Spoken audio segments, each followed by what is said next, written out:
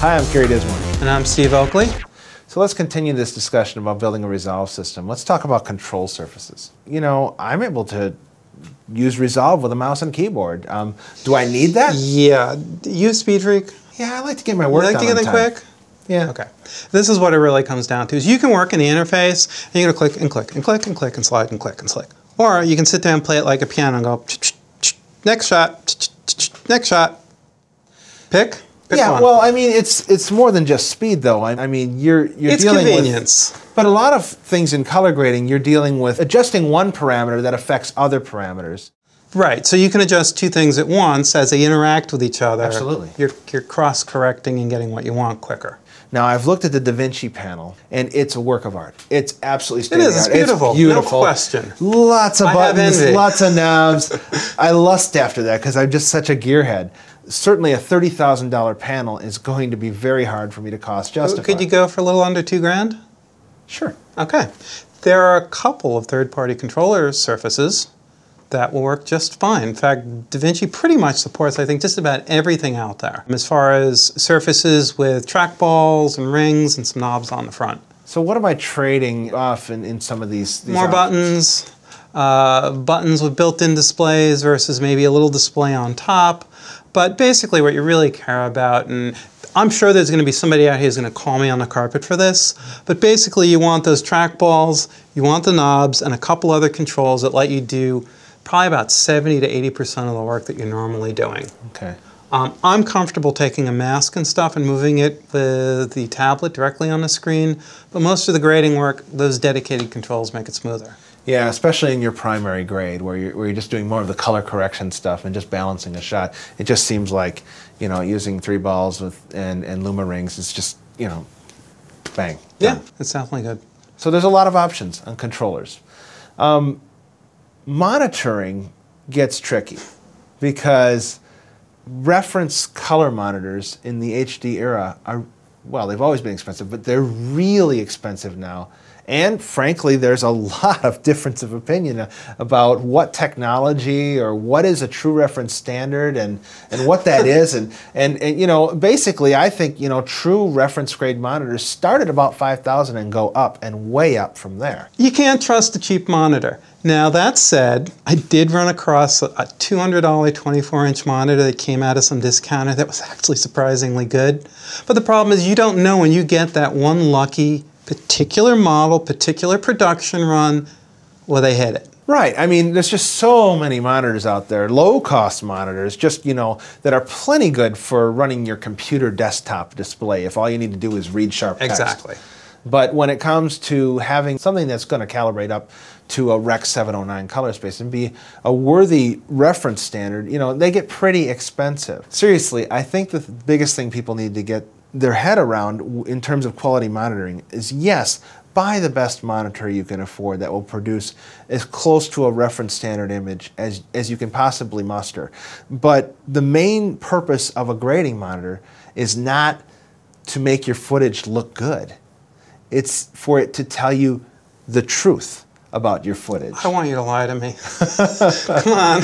And the problem with a lot of consumer-grade monitors is they lie. They're designed to handle really bad signals or, you know, throw de-interlacing crap, motion smoothing. To make them look good.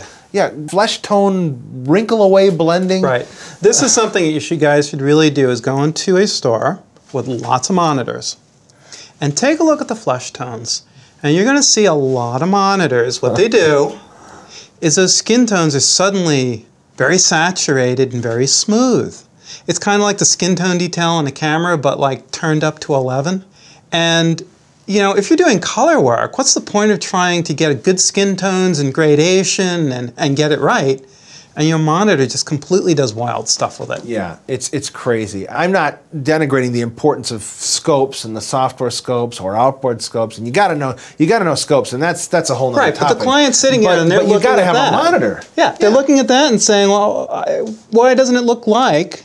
That's right. That's right. And I don't want my monitor to try to make my footage look pretty. That's my job as the editor, the colorist, whatever. I want to do skin smoothing, but I'm going to use Beauty Box to get skin smoothing, and I'm going to dial it in until it's exactly the way I want it. We can do that in Resolve. Yeah, you can, actually. You can. Yeah, and there's also really good GPU accelerated noise reduction in Resolve. Yes, there is. If you got CUDA. Yeah, if you got CUDA. But back to the point about monitors is you want a monitor that's going to tell you the truth. Yeah. And a monitor that gets you something close to a reference standard. And basically, the other takeaway I would have on the subject of monitors, whatever monitor you drive for reasons of economics or whatever's available to you, know that monitor. Spend time getting to know that monitor, grade a show or a project on that monitor, and then walk that show around to a variety of different display devices and technologies, TVs, iPads, iPhones, laptops, desktops, PCs, Macs. Look at it on everything you can and absorb the information your eyes tell you about how your content looks on that, and use that to make better informed decisions when you get back in your edit suite and use that monitor to grade your next project, or to regrade that one if it was that bad. Well, you want me to drive you crazy? Okay, fine. I'll put them both up in the same room at the same time. Monitor, iPad, and hold it right up to the screen and get some gauging. Nothing matches. Nothing matches. In fact, I'll go back to CRTs and NTSC because at least CRTs in like the last 10 years of manufacture were pretty consistent, even at the consumer level. And at the edit suite and production house level, most people were using Sony. Sony. That's it. Sony PVMs or BVMs. They were a reference and they were pretty consistent. Yep. Now, I mean, getting into the subtleties of this, one of the things that you find is that there are very subtle color casts between monitors sometimes. Like reds, you know, one red may go orange, another may go magenta, and you got three screens in it, and they all look different. Yep. Yet, more primary colors may look fine. Yep. And color bars is useless. Yep. Any monitor can make great looking color bars.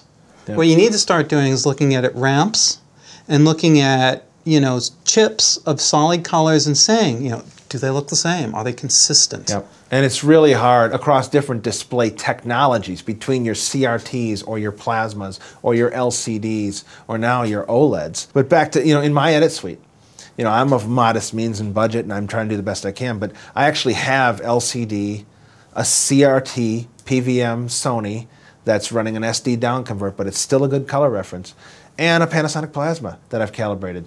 And they all look kind of the same and also really different at times. Depending on the color. Right, but our job as the colorist is to kind of, in some sense, shoot for the middle. Yeah. And find the recipe, and I'm not saying just be boring and all neutral color grade, but find the recipe that doesn't commit some great sin on one of those technologies. But having an idea in your head and having that knowledge that you only get through experience and doing the time, how those decisions you're making on that color grade are going to look on a variety of display devices. I want to throw a couple things at you that I've learned from my experience. I've shopped around, I looked at a lot of panels. There's nothing wrong if you're going to get a high-end consumer panel to go into the stores and at least make some cursory judgments, but of course, you know, the settings in the stores are crazy. Oh gosh, flamethrower mode. Well, that said, one of the other things that I also did and I found useful was I looked at a lot of online reviews where they were doing color analysis on the monitors with very expensive color calibration meters. We're not talking like the couple $100 Spider that I've got. We're talking $3,000, $4,000, $5,000 color probes. So I looked at the results that they were getting, and you know, obviously, we're several generations into panels. They keep getting better. I wound up getting this particular LG panel because they said the factory base setting out of this is very close to a reference monitor. And I basically agree. So I guess my takeaway is buy the best monitor you can afford. Yep. One that you can trust that won't lie to you. Please lie to me. If it's in the consumer realm at all, make sure you can turn off all the processing and enhancing crap and just see a clean signal. Mm-hmm. Absolutely. So we built the system. Yep. We got some video processing. We got a monitor. Can we actually do a shot? Absolutely. More than a shot. Let's grade something. Join us in our next episode where we finally get down to grading some real-world projects. We'll each take a chunk of one of our own projects and grade it, then hand it off to the other for an alternate take. Neither one of us knows what the other's going to do, so this could get interesting. We'd like to thank Blackmagic Design, makers of DaVinci Resolve, for underwriting some of the costs of this episode. Check out the full range of Blackmagic Design products at their website, blackmagic-design.com. Transparency is important to us. While we have accepted underwriting support, our underwriters do not have any editorial control. We are expressing our own opinions and points of view. We want you, the viewers, to factor this as you view this content.